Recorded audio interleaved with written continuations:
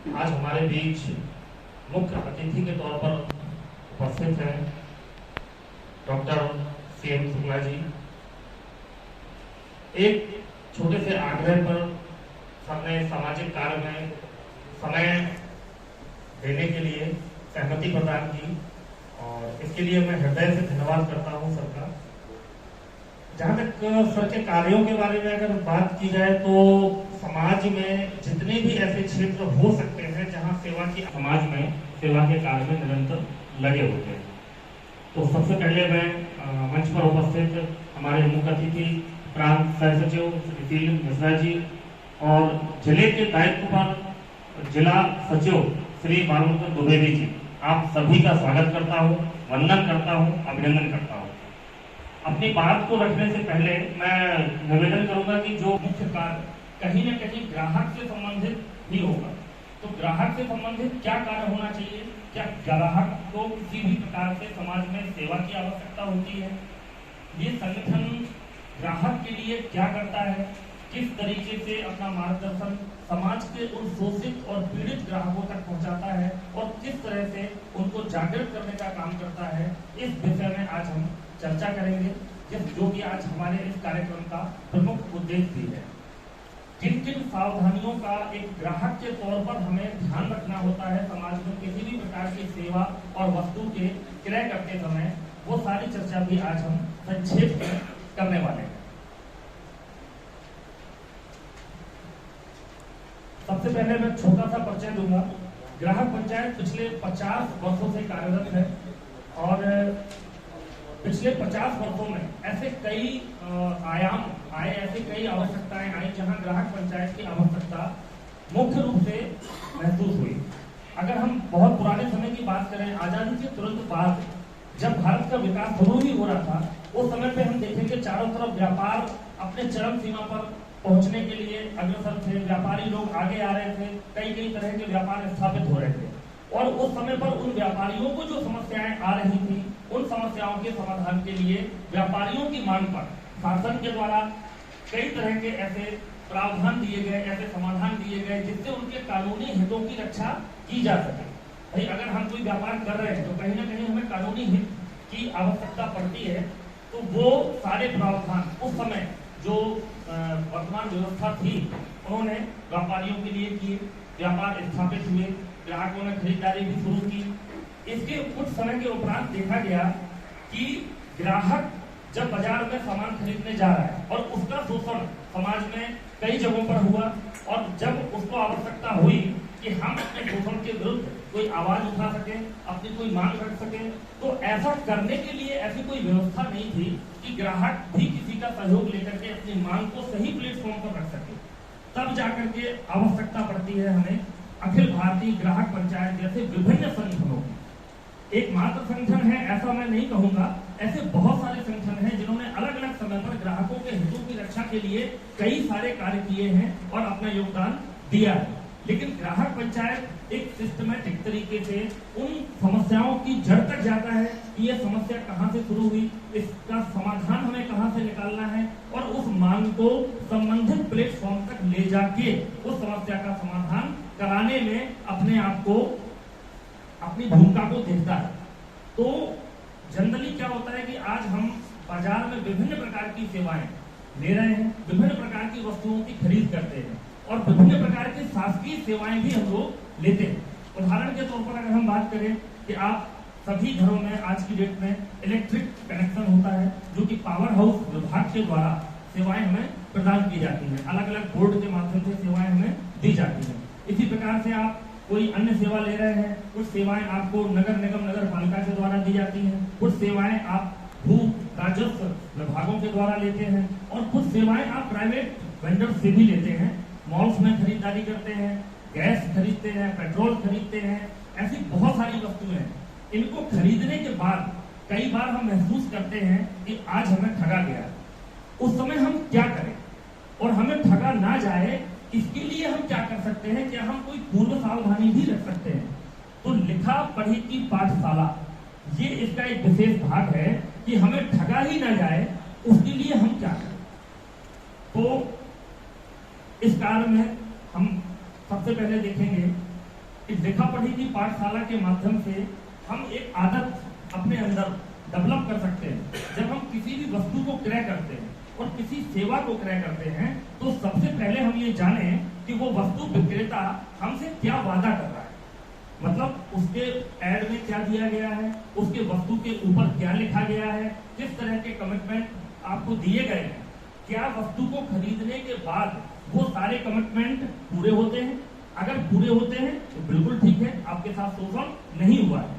और अगर वो कमिटमेंट केवल भ्रामक थे या केवल अपने वस्तु को विक्रय करने का एक तरीका था तो इसका मतलब यह है कि आपका शोषण हो रहा है। ऐसे सभी स्थानों पर लिखा पढ़ी की पाठशाला के माध्यम से हम पूरे समाज में ये संदेश देना चाहते हैं।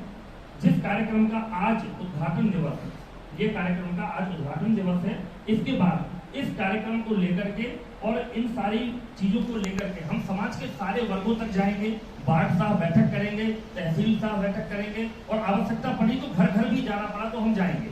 ये ऐसा हमारा विचार है संगठन का, इसको लेकर के हम कार्य कर रहे हैं।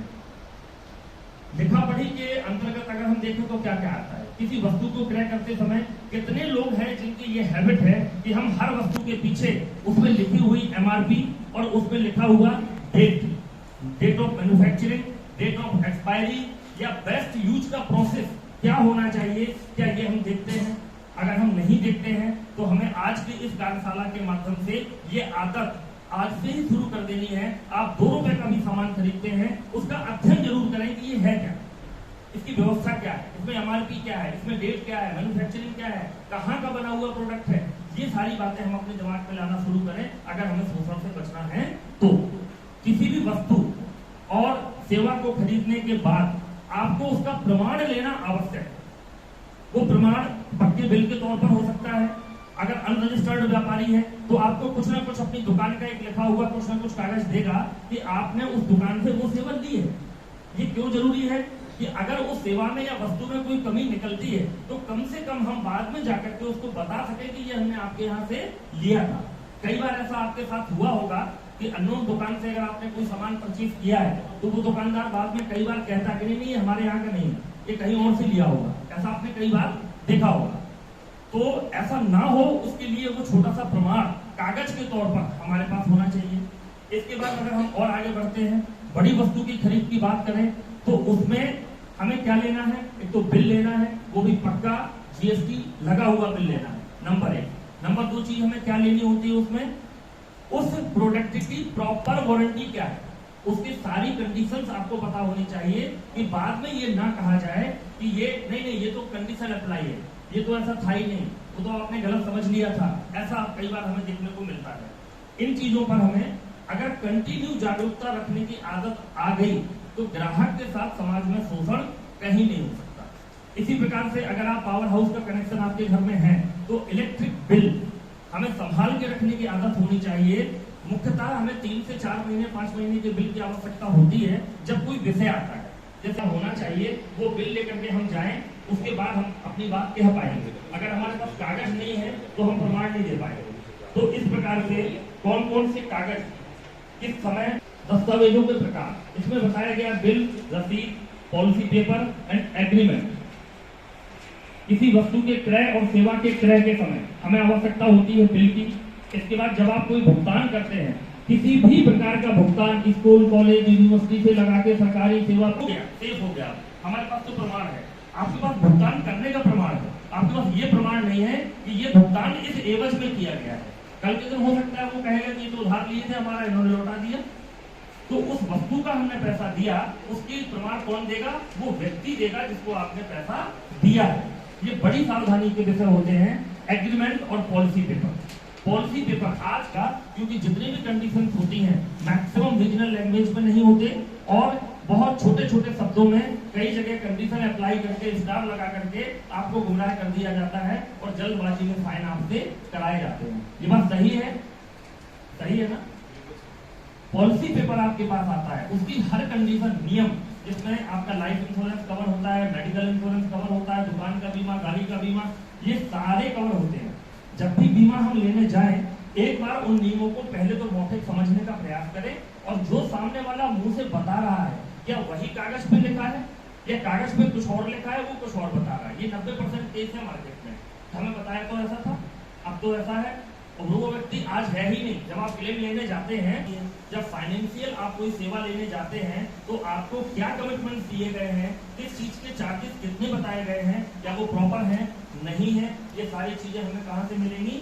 एग्रीमेंट और पॉलिसी पेपर को पढ़ने से इनका ज्ञान हमें मिलेगा, जो कि हमारी आदत में नहीं है। और अगर हम ये आदत में बनाते हैं तो आप ये मान के चलिए कि 90% जो इस फील्ड के अंदर जो शोषण होता है वो ऑटोमेटिक धीरे धीरे खत्म होने लगेगा, क्योंकि हम जागरूक हैं। इसी प्रकार से पेज को पलटिए एक बार पीछे। इसमें पहला पॉइंट आप देखेंगे, वस्तु खरीदारी। किसी भी वस्तु की जब हम खरीद कर रहे हैं तो हमें क्या देखना है? सबसे पहले हमें देखना होता है कि क्या वस्तु का नाप सही है। ठीक है, आप जनरली देखते होंगे, आपने कोई पैक आइटम खरीदा तो पैक आइटम में नाप लिखा होता है पीछे कि इसमें एक 1 kg का इसमें मटेरियल, ये 1 kg है भी या नहीं। 99% लोग शायद ऐसा नहीं करते हैं, क्योंकि कंपनी ने लिख दिया 1 kg मतलब है, हम ऐसा मानते हैं। लेकिन कभी महीने में एक बार, साल में एक बार उस पर्टिकुलर प्रोडक्ट जो आप रोज यूज कर रहे हैं उसको आप एक बार नाप कर लो कि क्या ये सही है। जैसे मैं आपको एग्जाम्पल बताता हूँ, खाली सिलेंडर का माप और भरे सिलेंडर का माप साफ साफ लिखा होता है। यहाँ बैठे हुए कितने लोग हैं जो कभी 2 महीने और 3 महीने में अपने सिलेंडर की तौल खुद अपने घर पर अपनी तराजू से या अपने माध्यम से करते हैं? है कोई ऐसा में यहाँ पे व्यक्ति? एक सिलेंडर तो सभी लोग खरीदते हैं। हम लोगों ने जब इस विषय पर जागरूकता उठाई तो पर्टिकुलर एक ही मोहल्ले में एक ही समय पर एक ही दिन में दिए गए 7 सिलेंडर, और 7 में से 7 सिलेंडर में 400 रुपए की गैस कम। एक ही दिन की बात है, ये एक ही घंटे की बात है, 400 रुपए की गैस कम। ठीक है, और कब? जब वो सिलेंडर तौल के लिए गए। तौल का तरीका क्या था? जो गाड़ी वाला आपको सिलेंडर देने आ रहा है उसने अपने ही कांटे पे सिलेंडर तोड़ के ग्राहक को दे दिया, उसने मान लिया। मतलब आपके बात समझ में आ रही होगी है कि जो हम लिखे हुए को मान लेते हैं उसको मत मानिए, उसको प्रमाणित करिए। पैकेट में लिखा है 2 किलो, तौल के देख लीजिए एक बार, क्लियर हो जाएगा। इसी प्रकार से एमआरपी, हालांकि एमआरपी कम से कम आज की डेट में हम एमआरपी देखने की आदत तो डालें। अगर एमआरपी से 2 रुपए भी ज्यादा आपसे मांगा गया है तो ये बहुत बड़ा क्राइम है। ऐसा कोई भी कीमत नहीं है। एमआरपी का मतलब है मैक्सिमम रिटेल प्राइस। आप मैक्सिमम इतना ले सकते हैं किसी ग्राहक से जिस पर आप पे कार्रवाई नहीं होगी, लेकिन वो मैक्सिमम है, मिनिमम नहीं है, ना ही वो प्राइस है। इसके लिए ग्राहक पंचायत की तरफ से एक अलग ही अभियान पूरे देश में चलाया जा रहा है, जिसमें हम ये मांग कर रहे हैं कि एमआरपी दिया जाए जो हमारे ग्राहकों के हितों की रक्षा कर सके, नंबर 1। दूसरी बात यह है कि एमआरपी की जगह पर हम उस प्रोडक्ट की लागत मूल्य उस प्रोडक्ट में अंकित करें और विक्रय मूल्य अंकित करें, ना कि हम एमआरपी डालें। आप ये लिखिए कि 30 रुपए विक्रय मूल्य, मतलब 30 में ही बेचना, ठीक है। ऐसा एक विषय हमारा है। तो कम से कम आज की डेट में जब तक ये नियम नहीं आ रहा है तब तक हम एमआरपी को तो देख लें। आप रेलवे स्टेशन पर जाएंगे, कई अन्य जगहों पे जाएंगे, 20 रुपए साफ साफ लिखा हुआ है, आपसे कीमत वसूली जाएगी 30 रुपए, 30 रुपए। कोल्ड ड्रिंक की बोतल 5 रुपए नहीं, क्यों? तो साहब फ्रिज में ठंडा करना पड़ता है। तो फ्रिज में ठंडा करने का चार्ज अगर आपको लेना है तो बोतल के ऊपर लिखिए, कंपनी लिख के दे कि ठंडा करने का चार्ज अलग से दिया जाए।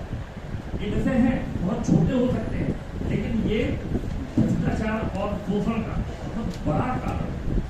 तो इसलिए हम इन छोटी बातों का ध्यान देके और एक्टिविटी वही करनी है। मैं आपको छोटी सी बात बताता हूँ। भोपाल की ट्रेवलिंग में रेलवे स्टेशन से एक जगह पे गाड़ी हमारी रुकी है ट्रेन, उसमें मैंने एक कोल्ड ड्रिंक की बोतल बच्चे की जिद पर परचेज की, जिसमें प्राइस था 20 रुपीज, 30 रुपये प्राइस था। मुझे पूछा एक बोतल कितने की है? वैसे 30 रुपये। मैंने इसमें तो 20 डले, बोला हाँ 30 रुपए की। मेरा डले तो 20 है ना, तेजी से बोला डले तो 20 है ना, आप 20 दे दीजिए, आप 20 दे दीजिए। और मेरे सामने 4 बोतलें 30 में कई लोग लेकर के चले गए।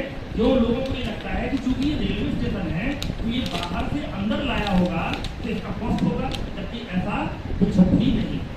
किसी भी रेलवे स्टेशन पर, किसी भी दुकान पर, पूरे भारत के अंदर किसी भी स्थान पर MRP से ऊपर प्राइस नहीं दिया जा सकता और नहीं दिया जा सकता, ये क्राइम। इसके बाद एक्सपायरी आपको मैं बता चुका हूँ। सही बात तो ये भी आप बिल्कुल क्लियर करिए, हर प्रोडक्ट की, पेट्रोल, गैस, जो खुला हुआ सामान, पैकेट आइटम। दूसरी बात आती है बीमा। बीमा में स्वास्थ्य, वाहन, फसल, ये सारे बीमा जितने भी आप कराते हैं, इनके क्लेम के समय की कंडीशंस को हमें आवश्यक तौर पर पढ़ना है और गौर करना है। इसके बाद अगर कोई क्लेम या किसी ऐसी प्रोसेस में हम फंस जाते हैं, मतलब हमें न्याय नहीं मिल रहा है और हमें ऐसा लगता है कि शोषण हो रहा है, तो उसके लिए हमें कदम उठाना है। वो भी लेखा पढ़ी की पाठशाला का एक माध्यम है। क्या कदम उठाना है? हमें लिखना है, पहले पढ़ना है और फिर लिखना है। पढ़ना क्या है? उसके नियम पढ़ने के बाद हमें लिखना क्या है कि नियम ये था और हमें ये नहीं मिला। किसको लिखना है? संबंधित विभाग, उसके लिए दायित्ववान अधिकारी को। ये जो अधिकारी बैठे हैं, ये एक्चुअली आपके लिए सेवा के लिए बैठे हैं। मालूम है ना सभी को? लगता है कभी देख करके कि सेवा के लिए बैठे हैं। जितने भी जिले में अधिकारी हैं, DM, FDM, तहसीलदार से लगा के नगर पालिका अध्यक्ष से लगा के, और जितने भी राजनेता हैं, ये किसके लिए बैठे हैं? सेवा के लिए। महसूस हुआ कभी? हमें महसूस कराना है। और ये कौन कराएगा? ग्राहक पंचायत। कौन है ग्राहक पंचायत? ये ग्राहकों का समूह ही ग्राहक पंचायत है। ना तो ये ग्राहक पंचायत है, ना ये ग्राहक पंचायत है, ना मैं ग्राहक पंचायत हूँ। कौन है? ग्राहकों का समूह। और एक बड़ी अच्छी बात है, आपने सुनी होगी समाज में, जो बहुत लंबे समय से प्रचलित है। सभी लोग डरते किससे हैं? 4 लोगों से। किससे डरते हैं? 4 लोगों।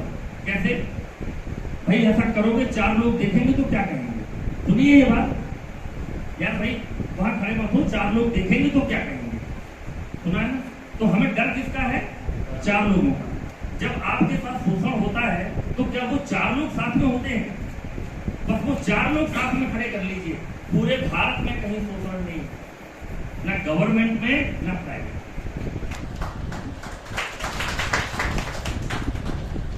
चिकित्सा नाम लेते ही आदमी एकदम से दिमाग में तनाव में आ जाता है। चिकित्सा मतलब हॉस्पिटल, मतलब दवाइयाँ, है ना? इनमें क्या अनियमितताएं हैं आपको सभी को मालूम है। कितने प्रकार की सेवाओं का वादा किया जाता है और उसके बदले में हमें क्या प्राप्त होता है, ये हम सभी बहुत अच्छे से जानते हैं। मैं आपको वर्तमान एक छोटा सा विषय बताऊं। हमारे छतरपुर जिला अस्पताल बहुत बड़ा अस्पताल है। छतरपुर जिला अस्पताल में भी 5 मंजिल के हॉस्पिटल में किसी भी स्थान पर पानी की उपलब्धता नहीं थी। पिछले महीने हम लोगों ने इस विषय को उठाने के लिए उस पूरे जिला अस्पताल परिसर का दौरा किया, उसको घूमा। घूमने के बाद अव्यवस्थाओं को देखा। अव्यवस्थाएं कई सारी थी, लेकिन हमारा जो फोकस गया कि गर्मी के समय 5 मंजिल में पानी नहीं है और वो पानी लेने के लिए हर व्यक्ति को ऊपर से लेकर नीचे तक आना पड़ रहा है हर बार, छोटी सी बोतल लेकर के, और वो भी गर्म पानी पीने को मजबूर है। इस विषय को जब हमने सिविल सर्जन के पास में रखा तो पहला तो रवैया आप जानते हैं जो होता है जनरली, वही है बाबू जी से मिल लीजिए। जब हम लोगों ने उसको ग्राहक पंचायत के तरीके से रिप्रेजेंट किया कि बाबू जी से क्यों मिल रहे हैं, क्या ये जो सिविल सर्जन की कुर्सी है क्या ये सुनने के लिए नहीं बनी है? जब हमने विषय को तरीके से रखा तो फिर उनको मजबूरी में उस विषय को सुनना ही था। आइए बैठिए बैठिए, सुना उन्होंने, उस विषय पर संज्ञान लिया। संज्ञान लेने के बाद अपनी परेशानियां भी बताई। हमने उनसे पूछा आपको कहाँ परेशानी आ रही है, ये पानी की व्यवस्था हम क्यों नहीं दे पा रहे? भाई सब ऐसा है वैसा है, ये व्यवस्था नहीं है, वो व्यवस्था नहीं है।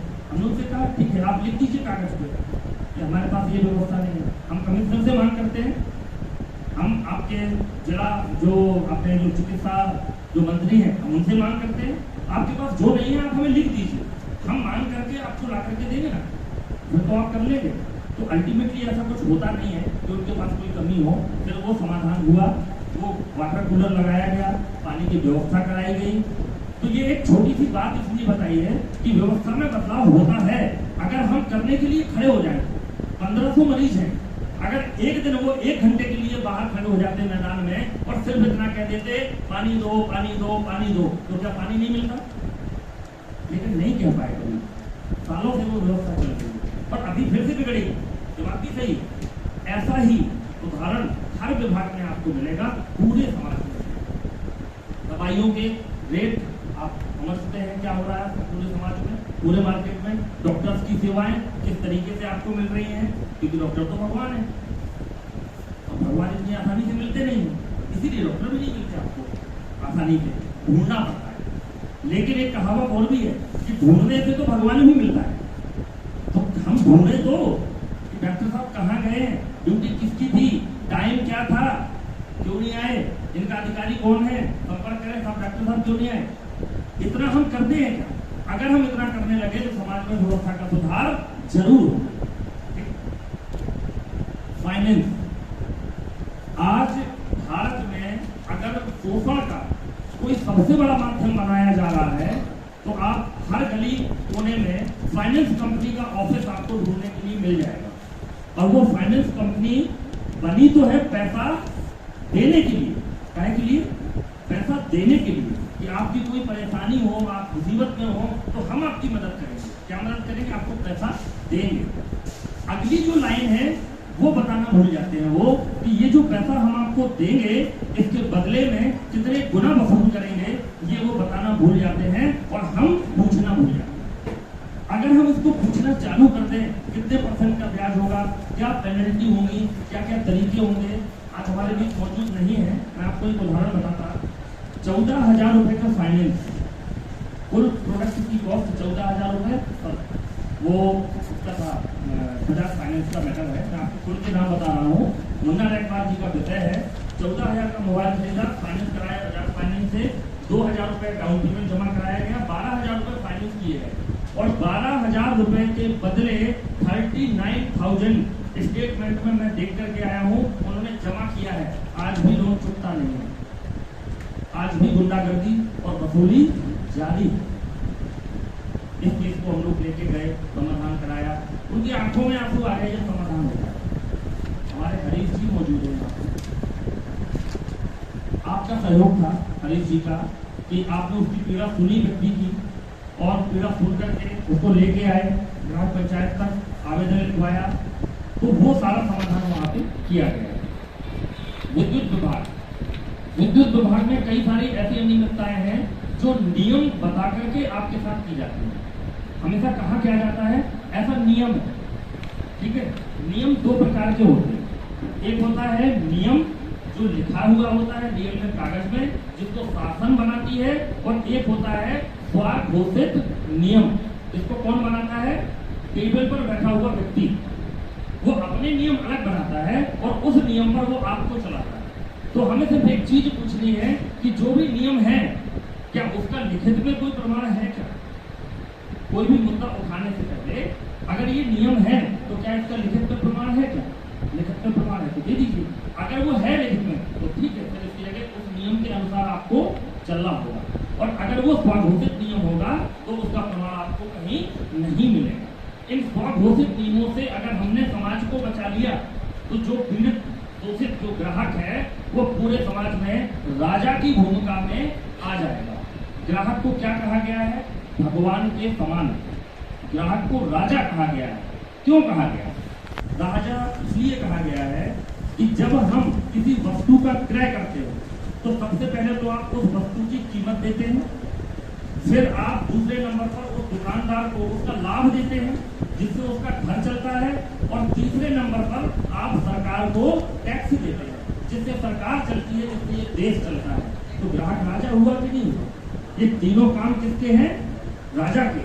जो ग्राहक कर रहा है, हमारे पैसे से दुकानदार का घर भी चलता है, तो ग्राहक के पैसे से शासन को टैक्स मिलता है और उस वस्तु की कीमत मिलती है। तो ग्राहक राजा हुआ ना। लेकिन क्या आज वस्तु खरीदने के बाद भी हमें लगता है कि हम राजा हैं? नहीं लगता। इसको लाना, इसके लिए ग्राहक पंचायत कार्य कर रहा है और उसमें पूरी विनम्रता के साथ मैं आप सबका सहयोग मांगूंगा, आप सबका साथ मांगूंगा।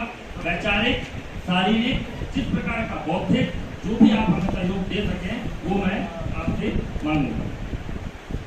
किसी भी राशन की दुकान, शासकीय उचित मूल्य की दुकान आपके सबके आस पड़ोस के मोहल्लों में होगी, पूरे देश में, पूरे मध्य प्रदेश में। तो हम अपनी बात कर रहे हैं, इनकी क्या स्थितियां हैं मालूम है किसी को? ज्यादातर लोगों को इसलिए मालूम नहीं होगी क्योंकि हम सारे लोग जितने यहाँ खड़े हैं शायद वो व्यवस्था से दूर है, क्योंकि हमें वो मिलना ही नहीं। लेकिन जिनको मिलता है उनके साथ कितना बड़ा शोषण होता है, अगर आप एक बार किसी से सुन लेंगे तो आपकी आंखों में आंसू आ जाएंगे। जो 2028 तक शासन की घोषणा है कि हम गरीबों को मुफ्त में अनाज देंगे, मुफ्त में भोजन देंगे, वो सारी योजना को विफल कहाँ किया जाता है? दुकान तक आ जाता है मटेरियल। उसके बाद उसको नियम बताए जाते हैं, तुमको 5 किलो मिलेगा, तुमको 2 किलो मिलेगा। ये कौन सा नियम था? स्वघोषित नियम। पता कैसे लगाएं? खाद्यान्न पर्ची दे दो, कोई कागज की बात आ गई, लिखा पढ़ी।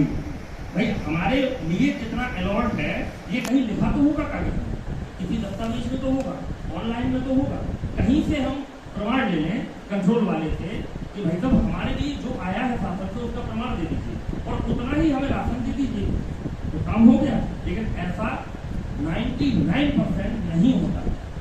तो गरीब व्यक्ति वो कौन सा व्यक्ति है जिसको फ्री में शासन दे रही है? क्यों दे रही है? क्योंकि वो अति गरीबी की श्रेणी में, उसका भी चोरी करके खा जाता। इस व्यवस्था को अगर बदलना है, पूरे समाज को जागरूक करना। इसके बाद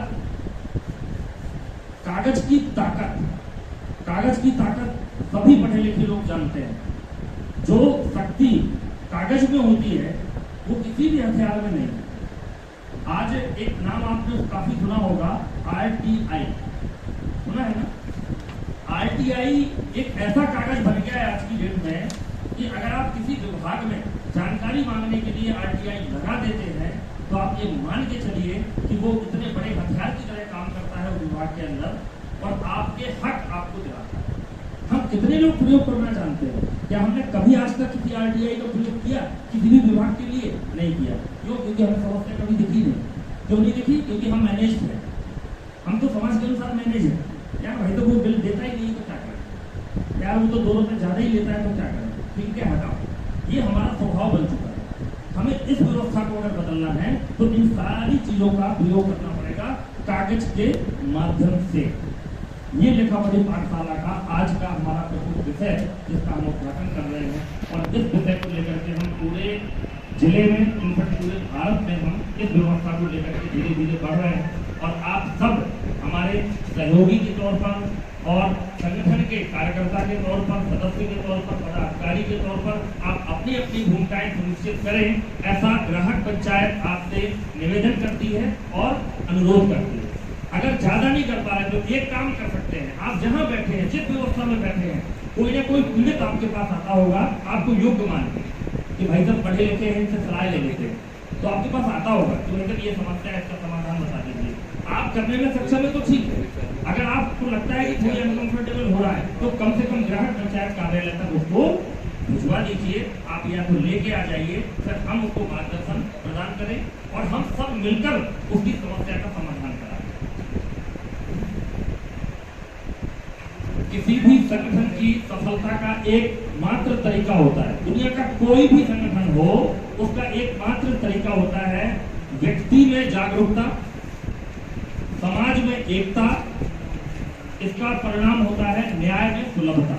अगर हम जागरूक हैं और हम एक हैं, जैसे एक छोटा सा आखिरी मैं आपको एग्जाम्पल दे रहा हूँ क्योंकि समय सीमा निर्धारित है प्रबोधन के लिए। विषय तो ऐसा है कि 12 घंटे भी कम है क्योंकि इतने सारे विषय हैं। अगर मान लीजिए अभी इनमें से बैठा हुआ कोई व्यक्ति किसी समस्या से पीड़ित है, आप कल्पना करिए कि अगर ये सारे लोग उठे अभी के भी और उस विभाग के दरवाजे खड़े हो गए तो क्या उसकी समस्या अगले 2 घंटे के बाद फिर रहेगी? आप बताइए। सारे खड़े हो जाएं नियम के तहत और उनसे मांग कर रहे हैं कि हमें ये समस्या का समाधान चाहिए, तो आप बताइए 2 घंटे में मिलेगा या नहीं मिलेगा? निश्चित मिलेगा। लेकिन क्या इतना संभव है कि हर व्यक्ति बिना किसी स्वार्थ के किसी एक व्यक्ति की समस्या के लिए खड़ा हो जाए? कब संभव है? धीरे उस चीज विचारधारा को समझने के बाद, और यही हमें करना है, यही हम प्रयास कर रहे हैं करने का। कोई व्यक्ति अपने आप को अकेला महसूस ना करें। ग्राहक पंचायत हर ग्राहक के साथ खड़ी दिखे, वो कोई भी बिजनेस छोटा हो या बड़ा। अपने शब्दों को विराम देते हुए